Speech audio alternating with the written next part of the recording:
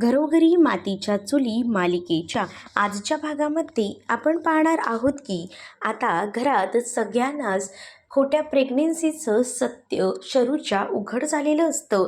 त्यामुळे आता इकडे मात्र शरूची जी सासू असते ती शरूवर आरोप करू लागते आणि म्हणत असते की हे सगळं जे काही तू केलेलं आहेस ते खूपच चुकीचं केलेलं आहेस.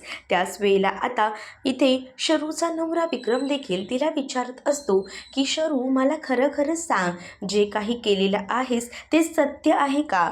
आई जे काही बोलते आहे ते बरोबर आहे का? त्यावर मात्र शरू फक्त रडतच असते. त्यावर विक्रांत तिला म्हणत असतो की मला खऱ्याची अपेक्षा आहे, मला तुझ्या तोंडून सत्य ऐकायचं आहे, असं देखील तो म्हणत असतो. त्यावर शरूला आता जी काही घटना आहे ती नाईलाजास्तव खरी खरी आता त्याला सांगावी लागते.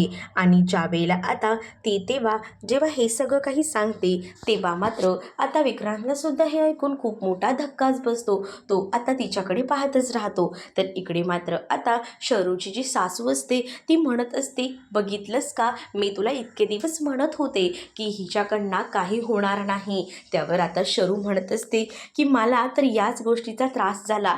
प्रत्येक वेळेला उठता बसता मला तुम्ही टॉर्चर केलेलं आहे बाळासाठी आणि म्हणूनच मला हे पाऊल उचलायला लागलेलं आहे, असे देखील शरू म्हणत असते. त्यावर आता शरूच्या सासूला खूप जास्त राग येतो आणि ती म्हणू लागते, अरे वा रे वा, चोर तो चोरवर शिरजोर, म्हणजे स्वतः करायचं आणि मला म्हणायचं.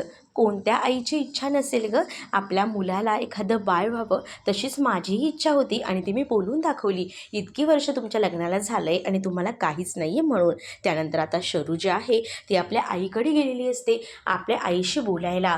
परंतु आता इकडे मात्र जोरदार कानाखाली तिच्याच पडते.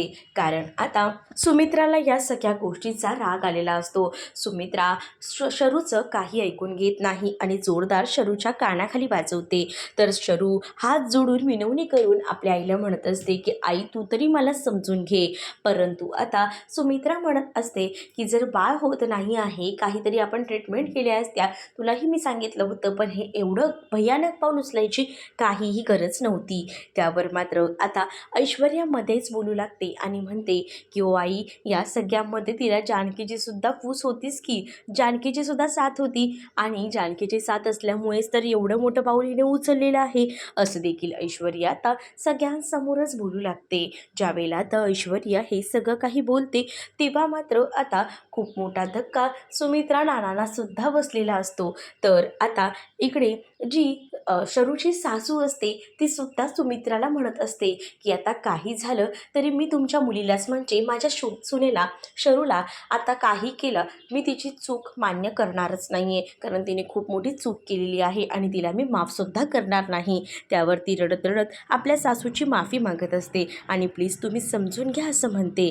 तर त्यावर मात्र इथे शरूची सासू जी असते ती सुमित्राला म्हणते की तुमच्या सुनबाईला तुम्ही काय बोलाल हे माहीत नाही, परंतु जानकीने हे सुद्धा खूपच विचित्र केलेलं आहे.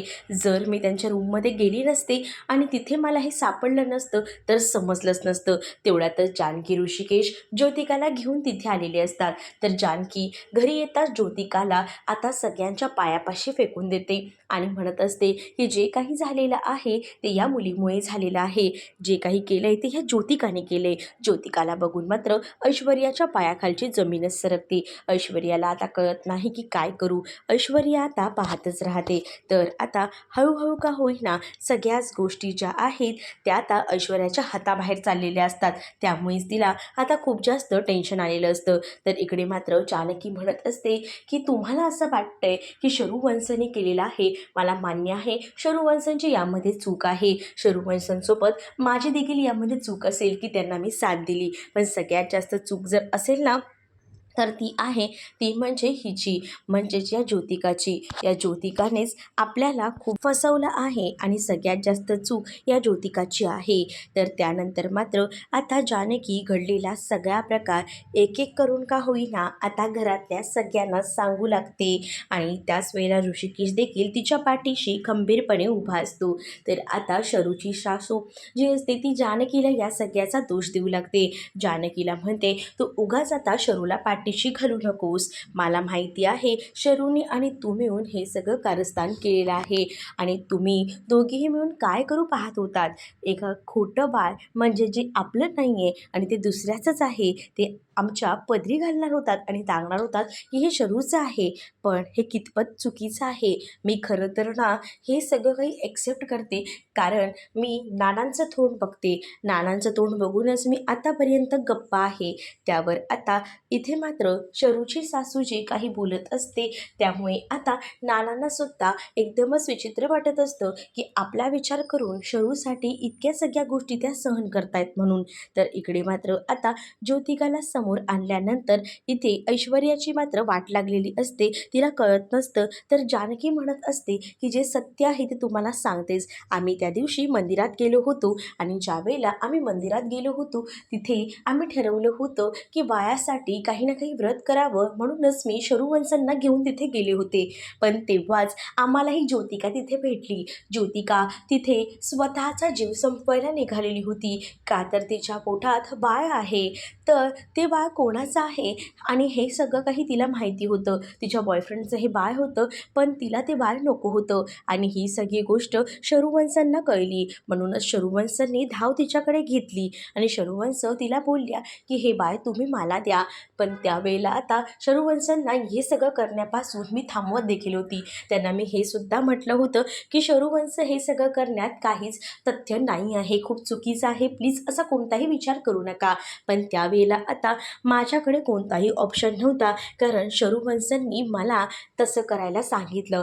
कारण त्या बाईला पैसेसुद्धा द्यायचे होते आणि त्यासोबत शरूवंश मला पावला पावलावर ब्लॅकमेल करत होत्या की मला जर तू साथ नाही दिलीस तर मी स्वतःचा जीव देईन. मग मी काय करणार होते तुम्हीच सांगा. शरूवंशांच्या पाठीशी मला उभं राहायलाच लागणार होतं. पण तेव्हासुद्धा माझा ज्योतिकावर संशय होता. मी शरूवंशांना ओरडत होते आणि त्याच वेळेला आता इकडे मात्र जी आपली जानकी असते ती शरूला म्हणत असते की तुम्हाला मी सांगत होते की ही बाई आपल्याला फसवते, पण तुम्ही माझं ऐकलात नाही. ती खोट्या प्रेग्नन्सीचं नाटक करते, तिच्या पोटात बाळ हे नाहीच आहे असं देखील आता जेव्हा जानकी सांगू लागते तेव्हा शरूला चक्कर येते आणि शरू तिथेच खाली कोसळते. आणि त्याच वेळेला आता हा घडलेला सगळा प्रकार ऐकून सगळ्यांनाच खूप मोठा धक्का बसतो. तर इकडे मात्र आता जानकी म्हणत असते की ज्योतिकाला हे सगळं करायला सांगण्यामागे सुद्धा कोणीतरी आहे, कारण ज्योतिका स्वतःच्या मनाने असं वागलेलीच नाही आहे. तिला कोणीतरी हे करायला भाग पाडलेलं आहे असं देखील आता ती म्हणू लागते. तर इकडे मात्र आता या सगळ्याचा खूप जास्त राग जो आहे तो खरं तर इकडे सगळ्यांनाच येत असतो, परंतु जानकीने सत्य सांगितल्यानंतर सगळ्यांसमोर आता योग्य ती दिशा आलेली असते आणि कोणाची चूक आहे हे समजलेलं असतं. तरीसुद्धा आता विक्रांत देखील म्हणत असतो की या सगळ्यामध्ये शरूची चूक आहे, शरूने हे सगळं ॲक्सेप्ट करायलाच नको होतं. तर जानकी मात्र आता म्हणत असते की जर तिच्यावर कोणीतरी प्रेशर टाकला तर हे सगळं करणं भागच आहे त्यांच्याने. कारण जर प्रत्येक वेळेला बाईला हिणवलं गेलं की तुला बाळ नाही आहे, बाळ नाही आहे, मग ती बाई करेल तरी काय. त्या बाईकडे ऑप्शनच नसतो. काय आहे ना की प्रत्येक जगामध्ये प्रत्येकाला असं वाटत असतं की आई व्हावं, आई होण्याचं सुख काय असतं ना हे मला माहिती आहे. तसंच ते सुख जे आहे ते मला असं वाटत होतं की शरूवंशांना पण मिळायला हवं आणि त्यासाठी त्यांची चकमक मला दिसत होती. तसंच एक स्त्री जी असते ती प्रत्येक लेवलला काही ना काही स्वतःला हे सिद्ध करण्यासाठी तयार असते. एक आई म्हणून, तर एक मुलगी म्हणून आणि एक बायको म्हणून सुद्धा ती स्वतःचं नातं हे सिद्ध करत असते. आणि तशाच काहीशा चुका शरूवंशांकडनं झालेल्या आहेत. ते सिद्ध करण्यासाठीच त्यांनी हे मोठं पाऊल उचललेलं आहे. पण एक लक्षात ठेवा, शरूवंशांवर ट्रीटमेंट झाल्यानंतर नक्कीच त्यांच्याकडे सुद्धा बाळ येईल, पण थोडं तुम्ही सुद्धा त्यांना समजून घ्यायला हवं असं आता जानकी शरूच्या सासूंना बोलत असते. शरूच्या सासूबाईंना हे सगळं बोलल्यानंतर इकडे मात्र शरूची सासूबाई जी असते ती मात्र जानकीला म्हणत असते की मला ही फुकटची फिलॉसॉफी नको आहे आणि तसंही तुम्ही जे काही सांगताय ना ते सगळं ठीक आहे. आहे, पण काही झालं तरी मी माझ्या सुनेला माफ करणार नाही आणि त्यापेक्षा मोठं जे आहे ते काम तू केलेलं आहे जानकी, तू तिला साथ दिलेली आहेस. तुझं काय करतील सुमित्राताई मला माहीत नाही, पण मी तरी माझ्या सुनेला माफ करणार नाही आहे, कारण तिने जे काही केलेलं आहे त्यामुळे. आणि त्यानंतर मी तुम्हाला एकच ठणकावून सांगते की ही जी ज्योतिका आहे ना, तिला आताच्या आता पोलिसांच्या ताब्यात द्या. त्यावर जानकी म्हणते की तिला तर पोलिसांच्या ताब्यात आम्ही देणारच आहोत, पण त्याआधी तिने हे कोणाच्या सांगण्यावरनं केलेलं आहे ते तर स्पष्ट होऊ द्या. त्याच वेळेला आता इकडे मात्र सगळ्यांकडचं लक्ष ज्योतिकाकडे जातं आणि त्यानंतर आता इकडे मात्र पोलिसांच्या ताब्यात मला देऊ नका असं देखील आता जानकीला ज्योतिका विनवणी करून सांगू लागते. त्यावर जानकी म्हणत असते, तू जर सत्य नाही सांगितलंस ना तर पोलिसांच्याच ताब्यात मी तुला देणार आहे, मग पोलिसच तुझ्याकडनं सत्य बदलून घेतील असं देखील जानकी म्हणू लागते. त्यावर आता ऐश्वर्याला खूप जास्त भीती वाटते, कारण ऐश्वर्यानेच तिला हे सगळं करण्यासाठी भाग पाडलेलं असतं. आता ऐश्वर्याचं सत्य जी ज्योतिका आहे ती सगळ्यांसमोर आणेल का हे पाहणं तितकंच इंटरेस्टिंग असणार आहे. तुम्ही जर आपल्या चॅनलवर नवीन असाल तर आपल्या चॅनलला सबस्क्राईब नक्कीच करा. चला तर मग भेटूया पुढच्या भागामध्ये. तोपर्यंत टाटा बाय.